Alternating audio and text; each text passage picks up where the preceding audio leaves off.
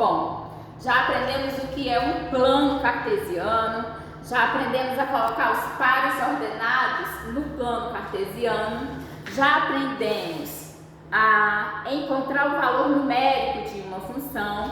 Então agora está na hora de construirmos o gráfico da função. Então nesse momento vamos aprender a construir o gráfico de uma função. Eu coloquei aqui um exemplo para vocês, né? F de x igual a x menos 1. Primeira coisa, para a gente construir um gráfico, nós precisamos encontrar os pares ordenados, que são aqueles valores x e y, né? Então, vocês irão construir primeiro uma tabela, onde essa tabela precisa de 3 colunas, onde uma coluna nós vamos identificar os valores de x, na outra coluna nós vamos escrever a função, onde nós iremos substituir os valores para x, e na outra coluna nós vamos encontrar e escrever os pares ordenados que nós encontramos. Quais valores vocês irão escrever aqui para x? Então, para a gente encontrar os pares ordenados, você irá determinar quais valores você quer atribuir para a variável x. Tem questão que ela já determina. Utilize esses valores. Agora, se não vier determinando, você quem escolhe, tá? Quantos valores, professor, eu vou ter que atribuir para x? É um valor suficiente que a gente consiga visualizar o gráfico depois. Por exemplo, 4 valores já é suficiente para a gente conseguir visualizar o gráfico. Então, eu quis substituir estes valores aqui para x, menos 1, 0, 1 e 2.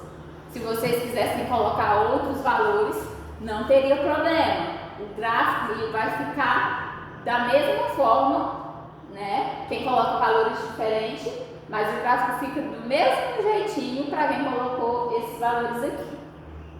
Então, vamos lá. Depois que eu identifico, né, o valor que eu quero substituir para x, onde tem x na minha função, eu irei substituir pelo menos 1. Então vamos lá. F de menos 1 será igual, eu tinha x, menos 1 com menos 1, resolvendo, menos 1 com menos 1, menos 2. Ou seja, quando x for menos 1, o meu y será menos 2. Outro valor que eu quis atribuir foi o 0. F de 0. Então, 0 menos 1, 0 menos 1, menos 1. Então, quando x for 0, meu y será menos 1. Outro valor que eu quis atribuir foi o número 1.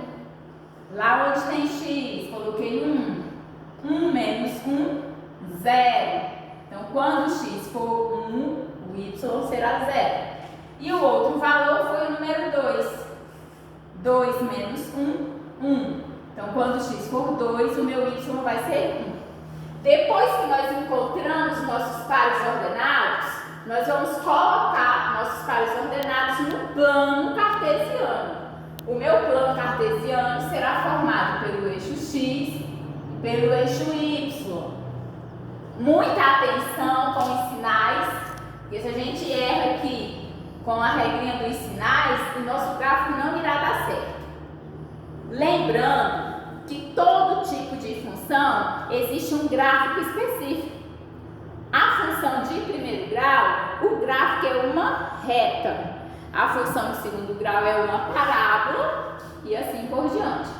Então, os nossos pontos aqui precisam formar uma reta. Então, vamos lá. Meu primeiro par ordenado, menos 1 e menos 1. Menos 1 e menos 2. Menos 1 do x, menos 2 do y.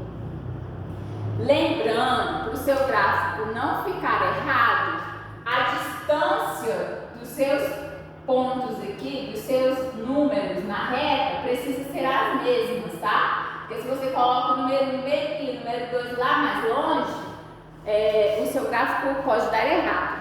Então, as distâncias, né, os intervalos aqui dos números precisam você precisa usar uma régua, né, para medir essas distâncias ficarem certinhas. O próximo ponto, 0 e menos 1. Lembrando que todas as vezes que x for igual a 0, o ponto vai ficar em cima do valor do eixo y. Então, lá no menos 1. Lembrando que todas as vezes que o y for 0, o ponto vai ficar em cima do valor do eixo x. E o meu último ponto aqui, eu tenho 2 e 1. Ou seja, 2 do x, você pontilha, e o 1 do y. Onde eles se encontram, você coloca o pontinho. Aí você pega a régua e liga os seus pontos.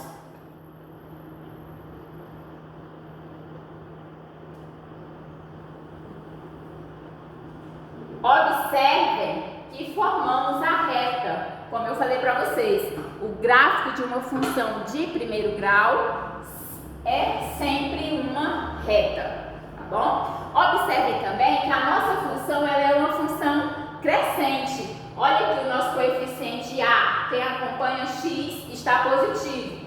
Todas as vezes que a função for crescente, o gráfico, no plano cartesiano nós temos primeiro quadrante, segundo quadrante, terceiro quadrante e quarto quadrante.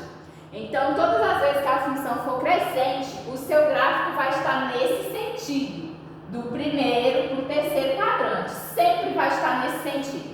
Então, se você sabe que a sua função é crescente e o seu gráfico fica nesse sentido, já pode procurar o erro, porque ele sempre vai estar nesse sentido, do primeiro para o terceiro quadrante.